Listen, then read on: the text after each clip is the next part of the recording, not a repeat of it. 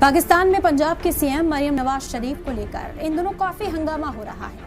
हंगामे की वजह यह है कि सोशल मीडिया पर एक तस्वीर वायरल हो रही है जिसमें मरियम नवाज शरीफ यूएई के सदर शेख मोहम्मद बिन जायद के साथ हाथ मिला रही हैं। कई लोगों ने इसे इस्लामी कानून के खिलाफ बताया। यूएई के सदर शेख मोहम्मद बिन जायद और नायब सदर शेख मंसूर बिन जायद एक निजी दौरे पर पाकिस्तान पहुंचे थे। इस दौरान उनका इस्तकबाल करने के लिए खुद पाकिस्तान के प्रधानमंत्री शहबाज शरीफ और मरियम नवाज शरीफ वहां पहुंचे। इसी दौरान मरियम नवाज ने यूएई के सदर शेख मोहम्मद बिन जायद से हाथ मिलाया। बतौर सियासी लीडर होते हुए ऐसा करना कोई गैर मामूली बात नहीं थी, लेकिन इसकी तस्वीर सामने आते ही पाकिस्तान में अच्छा खासा बवाल खड़ा हो गया और मुखालफत करने वालों ने इसे इस्लामी कानून से जोड़ दिया।